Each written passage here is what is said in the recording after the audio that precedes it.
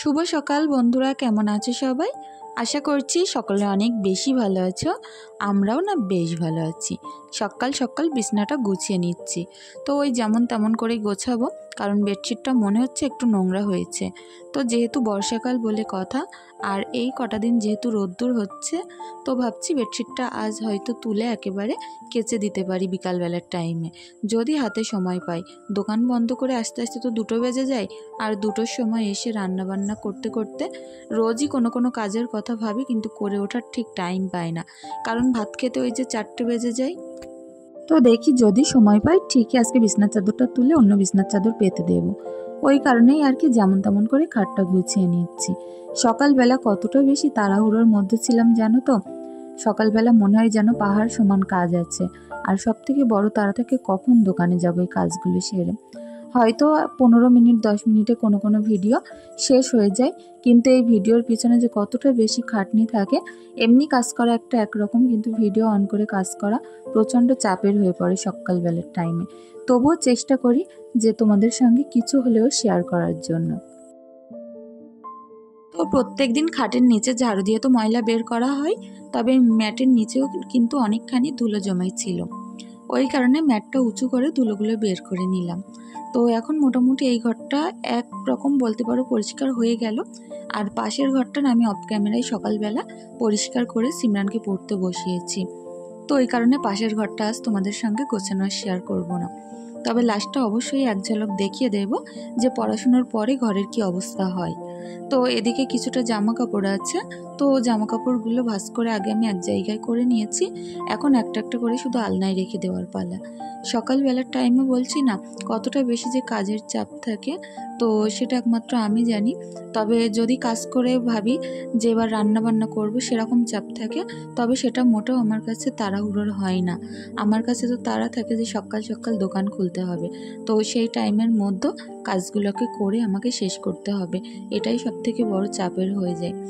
তো এদিকে দেখো বারান্দার ধুলোর বালিগুলো সবগুলো এক জায়গায় করে এক কোনায় নিয়ে যাব, নিয়ে কিন্তু ময়লা ফেলা স্ট্রে করে তুলে ফেলে দেব। তারপরে ছাদের ওপরে সকালবেলা আমি এক ঝলক একটু জামা কাপড় মেলে দিয়ে এসেছিলাম। তো যেহেতু টানা রোদ্দুর আছে, দেখলাম জামা কাপড়গুলো সুন্দর শুকিয়ে গেছে।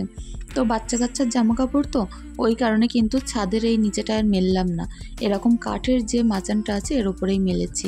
কারণ এখানে মেললে কোনো রকম ধুলো নোংরা লাগে না, আর রোদটা বেশ সুন্দর পাই। আর দেখি ছাদে একটা দড়ি টাঙিয়ে নেওয়ার ব্যবস্থা করব। তো ছাদের ওয়েদারটা দেখছো, যেমন সুন্দর রোদ্দুর তেমন সুন্দর হাওয়া দিচ্ছে। হয়তো গরম আছে, কিন্তু যা পরিমাণে হাওয়া দিচ্ছে গাটা কিন্তু জড়িয়েই যাচ্ছে। তো এরকম ওয়েদারে অনেক বেশি ভালো লাগে। তো কিছু কিছু সময় ছাদের এরকম কোনায় কোনায় অনেকগুলো করে পাতা পাওয়া যায়। ঝাড়ু দেওয়ার পরেও চারিদিক থেকে যেহেতু লম্বু গাছ, সৃষ্টি গাছ, ওই কারণে কিন্তু পাতা পড়ে ছাদে ভর্তি হয়ে যায়, আর যত হাওয়া দেয় না কোনায় কোনায় চলে যায়। তো ছাদটা ঝাড়ু দিয়ে পরিষ্কার করাই আছে। আর আগের দিন দেখলে না যে শ্যাদলাগুলো, সেগুলো কিন্তু শুকিয়ে আপন ইচ্ছায় ছাদ থেকে উঠে যাচ্ছে। তো অনেকখানি খাটনির হাত থেকে বাঁচা গেছে। তো আর কিছুদিন রোদ্দুর হলে দেখি এগুলো কোদাল দিয়ে চেঁচে চেঁচে তুলে ঝাড় দিয়ে ফেলে দেব। তো তার জন্য অবশ্যই হাজব্যান্ডের দরকার, কারণ আমি নিচু হয়ে কোনো কাজ বেশিক্ষণ করতে পারি না। আমার যে সিজারের জন্য যে ইঞ্জেকশনটা দেওয়া ছিল, সেটার কারণে এখন প্রচণ্ড অসুবিধা হয়। আগে তেমন কিছু বুঝতে পারতাম না, তবে এখন যত দিন যাচ্ছে না যন্ত্রণাটা আরও বেশি হচ্ছে। তো পাটা এরকম করে মেলে দিয়েই কাজ করছি, কারণ আমার পায়ের কাটা ঘাটা অনেক বেশি যন্ত্রণাদায়ক হয়ে উঠেছে। আমি বুঝতেই পারছি না, রাস্তার পানি দিয়ে হেঁটে যাচ্ছিলাম, কিভাবে কিসে আমার পাটা কাটলো। প্রথমে তো আমার মনে হচ্ছিল ইটে হোঁচট লেগে কেটেছে, তবে আমার হাজব্যান্ড কি বলছে জানো তো, যে হয়তো এটা শামুকে কাটা, তো হয়তো তার কারণে ঘাটা সারছে না। তো আজকে ভাবছি যে একবার গিয়ে টিটেনাস দিয়ে আসবো। বলা যায় না কিসের থেকে কি হচ্ছে। আমার তো ভয় লাগছে যে আমার কোনো ডায়াবেটিক্স, সুগার টুগার আছে কি, যার কারণে পা কাটার পরে দীর্ঘদিন ধরে ঘা থাকছে, আর ঘাটা দিয়ে কিন্তু রসও বার হচ্ছে। তো প্রচণ্ড পরিমাণে ভয়ও লাগছে। তো এই শরীর খারাপ বলো যাই বলো না কেন, পা কাটা হাত কাটা সব কিছুর মধ্যেই কিন্তু সংসারটা আমাদের করতে হয়। তো পায়ে যাতে পানি না লাগে সেই কারণে ছাদে এসেছি। পুকুরে গেছিলাম একবার মাছবো বলে, তারপরে দেখলাম যে পাটা ডুবিয়ে কাজ করতে হবে। আমার পক্ষে না এখন কাদায় পা ডুবিয়ে কাজ করা কখনোই সম্ভব নয়। ওই কারণে আবার ছাদে চলে আসলাম। দেখি চেষ্টা করে যে কতটুকখানি শুকনো শুকনো রাখতে পারি। তবে যখনই এই রাস্তা দিয়ে বার হচ্ছি, উঠোনে যেহেতু পানি জমে আছে, সেই কিন্তু পায়ে কাদা পানি ঢুকে যাচ্ছে। আর এত প্রচণ্ড যন্ত্রণা হচ্ছে যে যন্ত্রণাটা সহ্যই করতে পারছি না। তো এই ঘরের কাজকর্মগুলো শেষ করতে না করতে দোকানেই যেতে হবে। প্রত্যেক দিন সুন্দর করে ঘর বাড়ি সাজিয়ে গুছিয়ে হয়তো অনেকে একটু কাজকর্ম করে রেস্ট পায়, তবে আমার জীবনে কিন্তু সেটা হয় না। এই সাজানো গোছানো সংসার ছেড়ে এক্ষুনি আমাকে আবার চলে যেতে হবে দোকানে। তো কিছু করার নেই, নিয়তির খেলা সব কিছুই বলতে পারো। যে এত সুন্দর করে ঘরবাড়ি গুছিয়ে পরিপাটি করে একটু বিশ্রাম নেওয়ার পালা এখন, আর এখন আমাকে দোকানে যেতে হবে। তো ঈশা সিমরান পড়ছিল, ঘরের অবস্থাটা দেখলে কি অবস্থা করেছে, ঘরটাও কিন্তু আবার গুছিয়ে নিয়ে তারপরে দোকানে চলে আসলাম। তো দোকানে এসে অনেকক্ষণ কেটে গেছে, খিদে পেয়ে গেছিলাম। বাড়ি থেকে আসার সময় কাল রাত্রের কিছুটা ভাত নিয়ে এসেছিলাম খাবো বলে। দোকানে আসার পরে যেহেতু অনেক ভিড় ছিল দোকানে, দোকানদারি করতে করতে অনেক বেলা হয়ে গেল, ভাতগুলো দেখেছি নষ্ট হয়ে গেছে।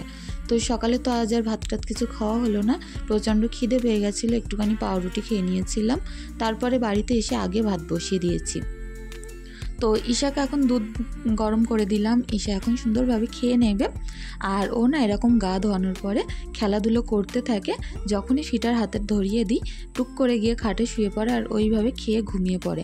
আমার যখন কাজকর্ম রান্নাবান্না হয়ে যায় তখন আবার ওকে আমি একটু টিপ, ক্রিম, পাউডার যেগুলো মাখানোর হয় তো সেইগুলো মাখিয়ে দিই।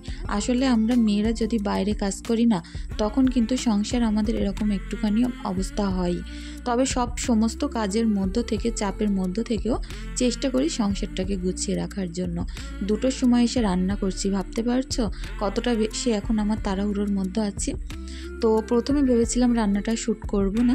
তো আমার এক বন্ধু না কাল কমেন্ট করেছিলে যে মাহি, তো সে বলেছে আপু তোমার রান্নাবান্নাগুলো আমি সবটাই দেখি, আমার অনেক ভালো লাগে।